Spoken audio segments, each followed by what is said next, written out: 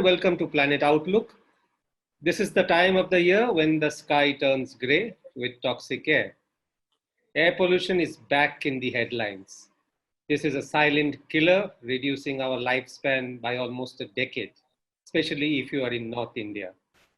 Amongst the many contributors to air pollution is waste that we all collectively generate. While issues like crop stubble burning, emissions from vehicles, industries take center stage, the waste problem slips under the radar. To talk about how waste contributes to air pollution, my guest today is Bharati Chaturvedi, founder director of Chintan Environmental Research and Action Group. Thank you, Bharati, and welcome to Planet Outlook. Thank you. Thank you for inviting me.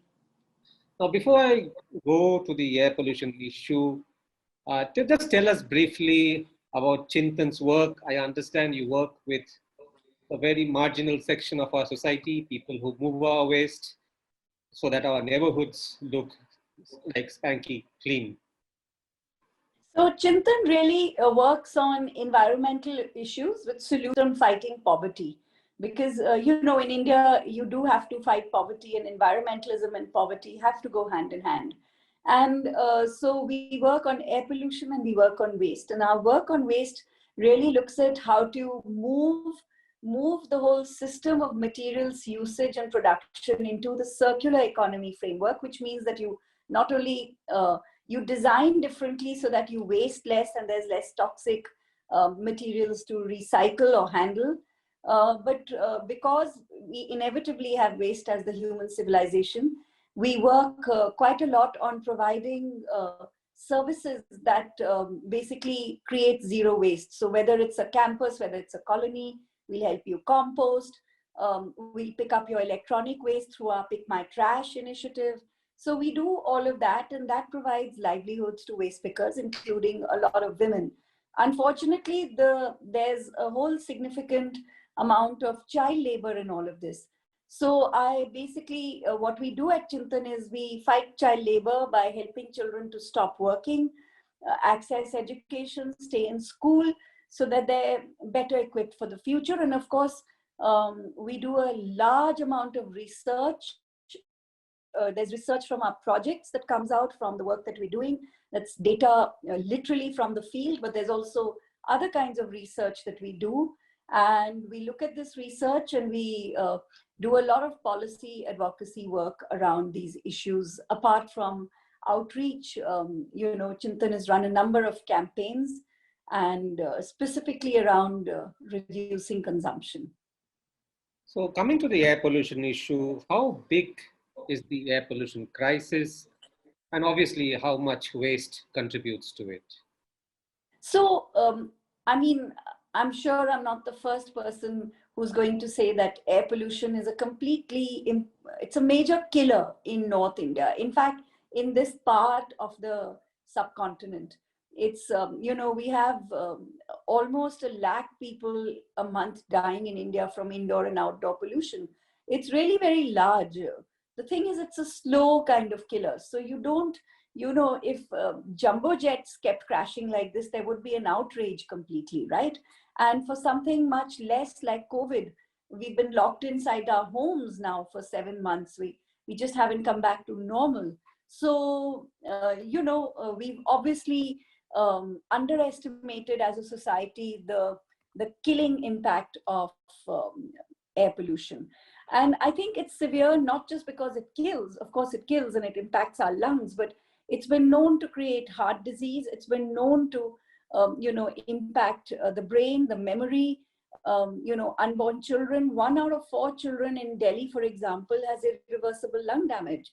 So it's basically transformed our ability to live and work and enjoy life productively.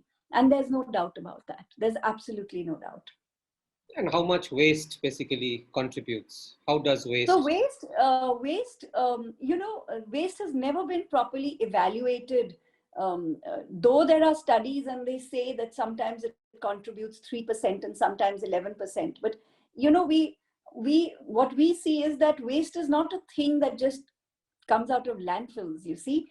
When you say that dust is a major contributor, dust is a very all-encompassing term.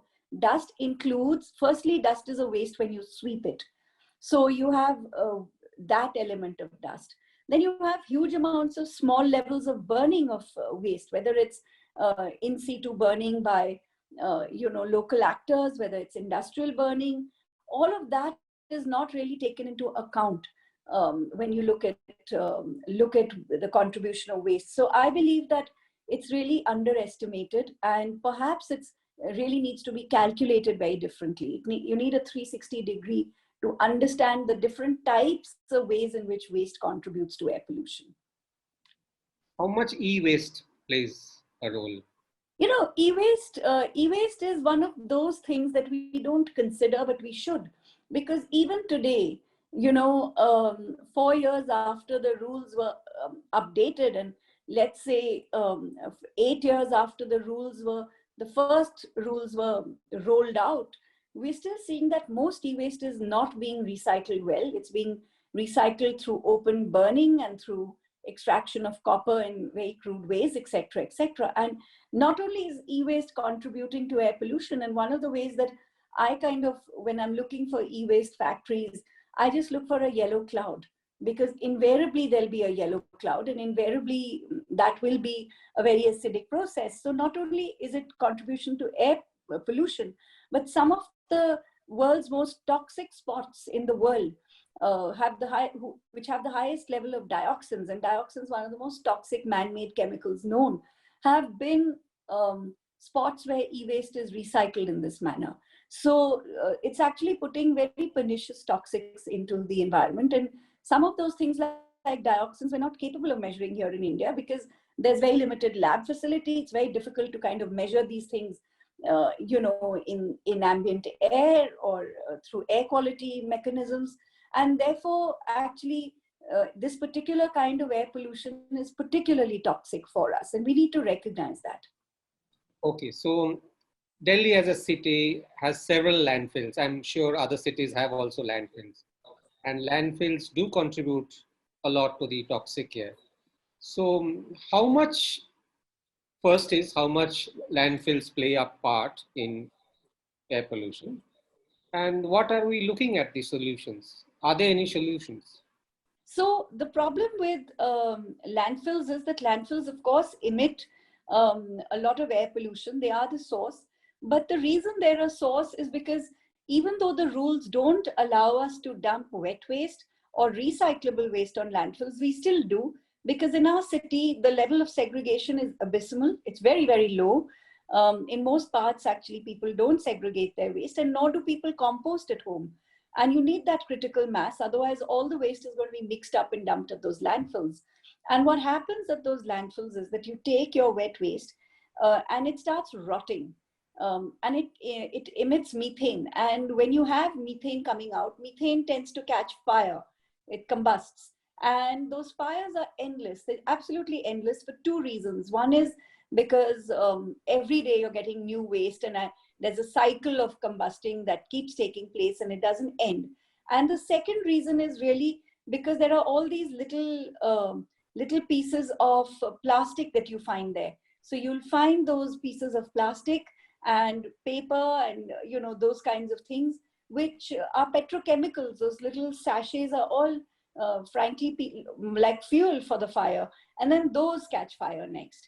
So you have a lot of pollution from landfills and even from open dumps, because waste is still dumped, and it doesn't have to be open dumped in the heart of Delhi. It could be on the outskirts or in any city on the outskirts. Many cities have dumps on their outskirts, and when these catch fire, then depending on the wind direction, that pollution comes straight into the lungs of the people living in wherever the wind has carried it.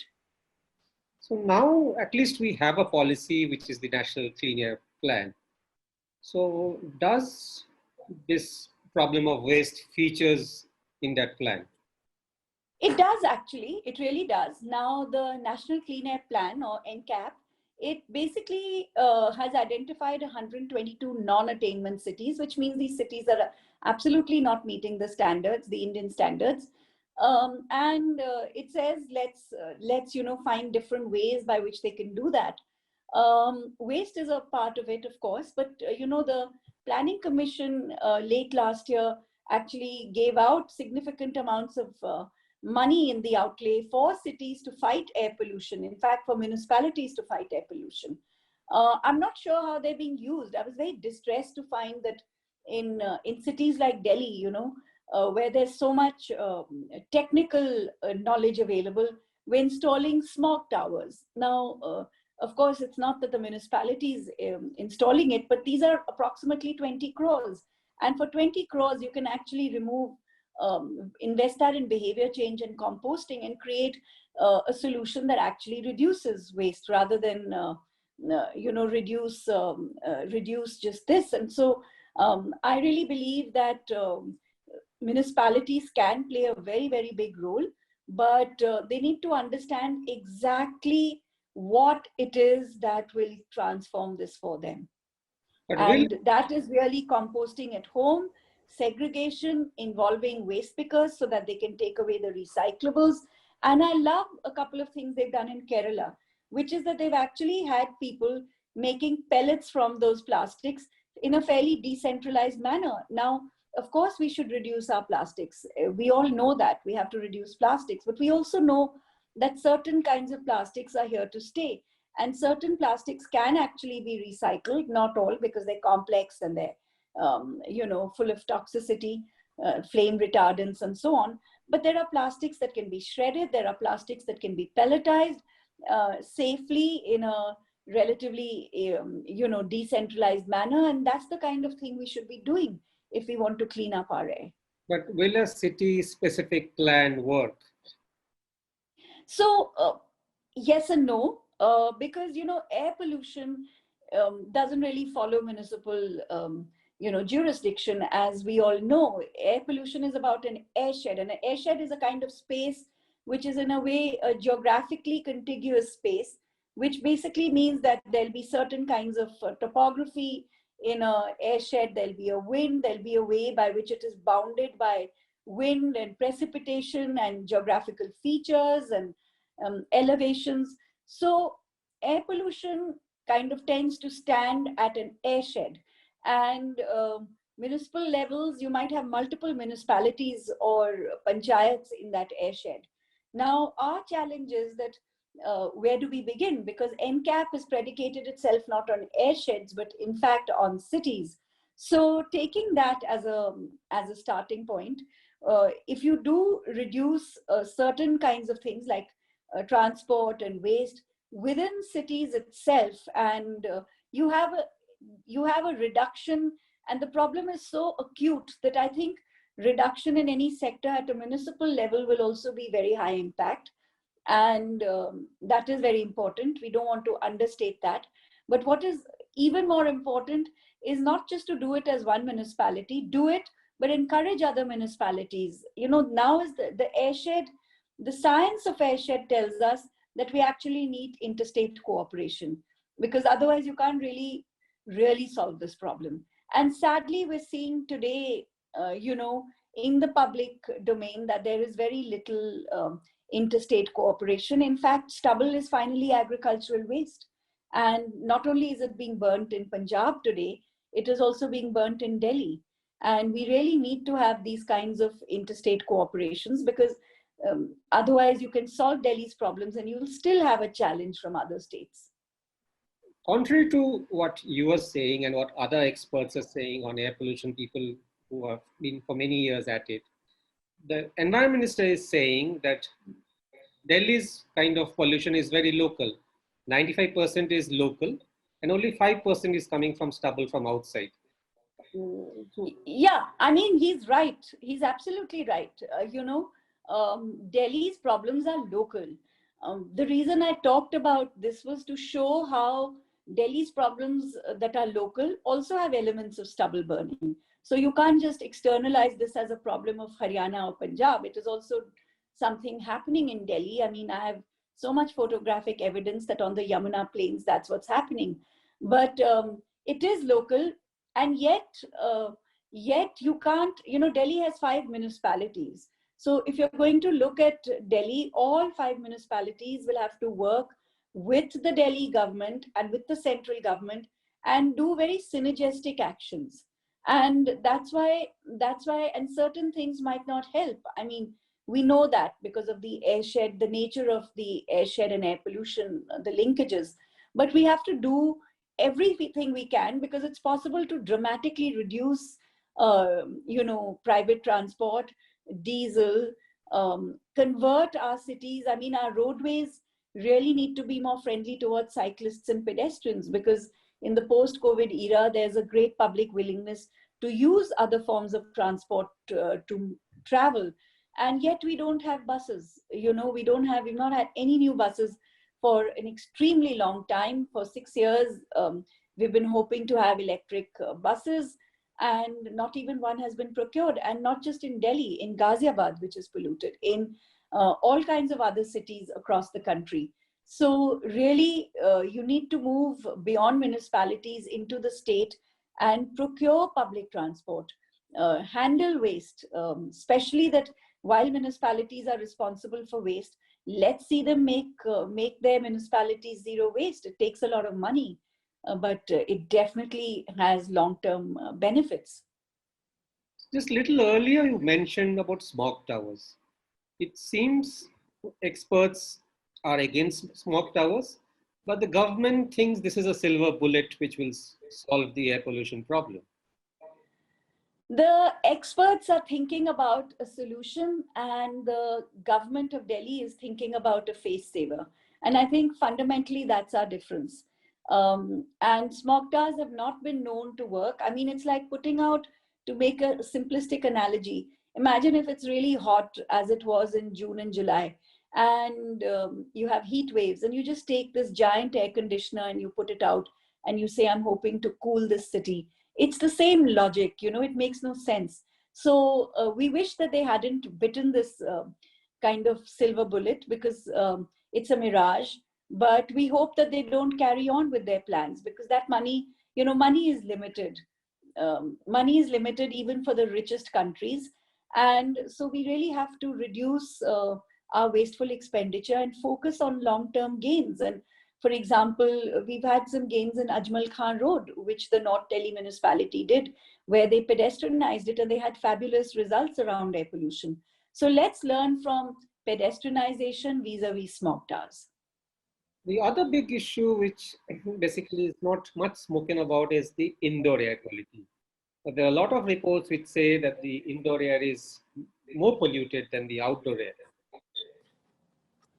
Oh, that indoor air is a big killer also. It's part of the, killing package of air pollution. And the thing is that in indoor air, you have to be really mindful about whether you're in a slum or whether you're in a, a middle-class house, because there are 3 or 4 factors. First of all, there's the fuel that people are using, right? So in a large part of slums, people, especially urban slums, because rural slums have had some impact from Ujjwala, but urban slums, people continue to use biomass. And particularly after COVID, where there's been a huge reduction in household income and availability for, funds to go and pay for gas. And Chintan did a survey, actually. It's a very recent survey. And what we found was that we compared a group that got free gas cylinders during the lockdown with a group that didn't get them, and they were all unemployed at that point because they were urban poor and locked in. And we found that the ones who got the gas cylinder said that they would like to continue, and some were refilling their gas cylinders. They spent 500 rupees a month on fuel, but they wanted to bring it down to 400 or less. And none of them sold this gas cylinder. And almost everybody identified that one of the advantages of the gas cylinder was how it reduced the burden on women, but also health benefits, because they didn't have to burn twigs and pieces of plastic and so on to cook. So that is a huge source, and we shouldn't underestimate it, because when you have that source of plastic pollution, not only is it indoors, but in this case, it also comes outdoors, but then you have other things. And in middle-class houses, we think we don't have pollution indoors, but we do. And look at it's very simple. So when your domestic worker is coming in to sweep your house, there's all that dust. If she doesn't come for 5 days, you literally have to clean it, as many people did during the lockdown this time. And that dust, she's sitting on the floor typically and sweeping this, and you have puffs of that dust that she is breathing in. And what is dust except particulate matter that is going into a person's lungs? So I think the biggest casualty of indoor air pollution in India, in a middle class urban India, is the domestic worker, who has to clean house after house and breathe in house after house's indoor air pollution. And then there are things like agarbattis. There's data to show that they too are polluting, and you shouldn't just wake up in the morning and, many people wake up and you put the agarbatti on and you have your chai, and you feel that the day has started, and it's a very pleasant way at one level, but it's also a toxic way, and we have to give up then on agarbattis, and modify our lives according to what we're learning, and find new ways of saying our prayers, and new ways of waking up and starting the day. So these are two. And the third thing I don't want to underestimate is outgassing. So there are a lot of materials which actually have a lot of additives. These are kind of synthetic materials, and they have, for example, flame retardants. Now, that often these chemicals that are in them are loosely bonded, and they tend to outgas, which means they throw out these molecules, which are usually very toxic. And those toxic molecules are typically suspended in the indoor air which we breathe. I mean, we've had cases of lead being outgassed from PVC blinds in the developed world. And so, and kids have been breathing in those, significant amounts of lead, and it's shown in their school results. So there is all kinds of air pollution indoors as well, and it's not to be ignored at all. So which is a greater threat, indoor or outdoor? It's equally terrible, I think. But what I believe is that many of us are impacted more. If you're a street vendor, you're a waste picker, or if you're a cobbler, or a mochi, or a courier delivery boy, then obviously outdoor air pollution impacts you terribly, because you're spending so many hours outside as part of your work, or a construction worker. On the other hand, what I say is that let's not dismiss indoor air pollution. People say, just be at home because the air is really bad today. But it depends on what your home is like. There are people who can afford fabulous air purifiers, and they can lock themselves up in a couple of rooms and breathe decent quality air. On the other hand, most of us just stay in regular rooms and we breathe lousy quality air inside, and a lot of the windows are not perfectly sealed, and we can't perfectly seal them because carbon dioxide also has to get out of our homes. We're exhaling also, and so you have some of those outdoor toxins come into the house. So I don't think that it's necessarily about which one is worse. It just depends on what you do with your life, and what kind of job you have, what kind of disposable income you have, how you protect your house depends on how wealthy you are. And it really all boils down to that. What should we do, like maybe the 3 points you suggest or 5 points to change this scenario? What are your suggestions? Maybe 2, 3. Well, first of all, I think people have to stop blaming the waste collector and say, Ki, I don't segregate my waste because the waste collector basically mixes everything else. I think what we have to say is that we have to segregate our waste. And secondly, we have to compost our waste at home. We have these little composters now, very, very easy to use. And even in a tiny one-roomed house, you can compost and you should compost. I think that is fundamental. I think what you have to do is to give away your dry waste to your waste pickers, because these are our best recyclers. I mean, India has the highest recycling rate in the world because of these people. And I think the third thing we have to do is, make all our products last longer, because when you throw away your phone because after 8 months there's a new phone in the market and so on and so forth, you're basically creating pollution, because it's going to be recycled and it's going to, have, there's a footprint of even recycling. So these are the waste related things. But what I think is more important is that we really at a bigger level, we really have to reduce, we really have to look at industrial areas. Industrial areas need a far better way to handle their waste. I think even informal, manufacturing and informal, enterprises tend to burn waste. I think a lot of waste is burnt in smaller towns still. So we need to work beyond cities. I mean, there's a lot of informal manufacturing and there's a lot of informal dismantling and recycling of non-toxic products also. And a lot of these products have parts which can't be used, and those are dumped, and sometimes those are set on fire. And we have to find, instead of going and shutting down all these factories, we have to find mechanisms of collecting that waste and disposing it off in the correct way.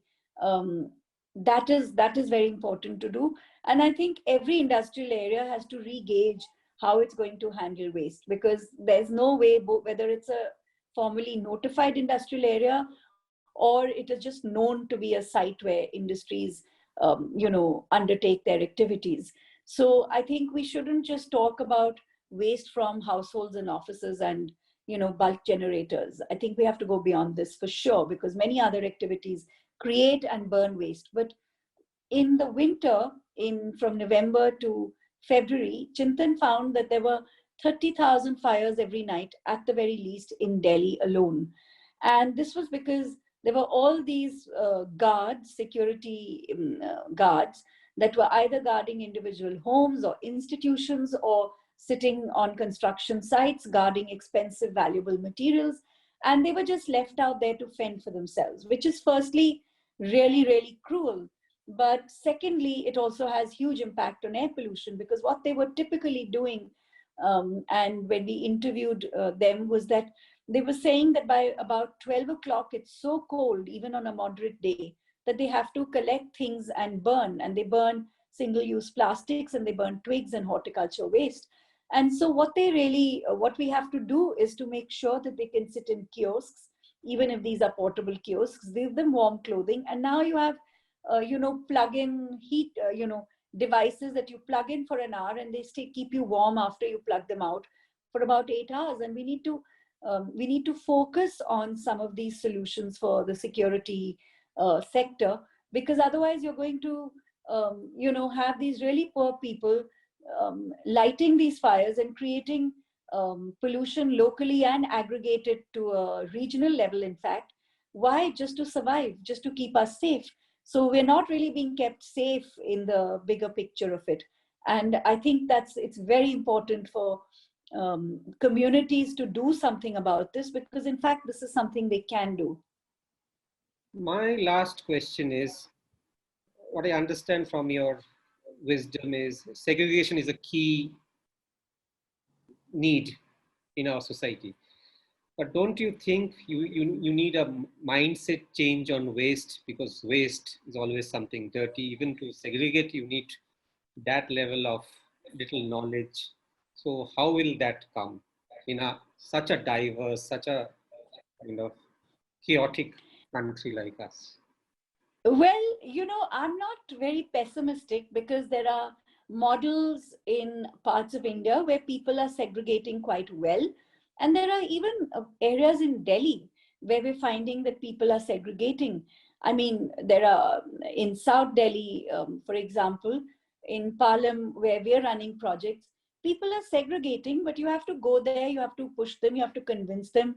And that is the kind of investment that municipalities have to make. And that's been the kind of thing, whether you look at Mysore, that's what's worked.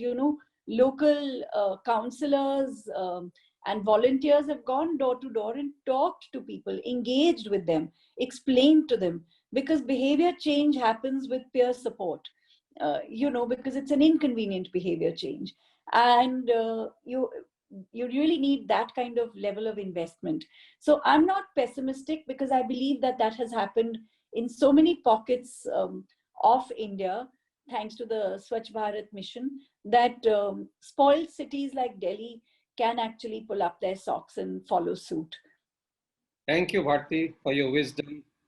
Pleasure having you on this show. Thank you so much. Thank you for inviting me. Stay safe. Thank you, Ananda.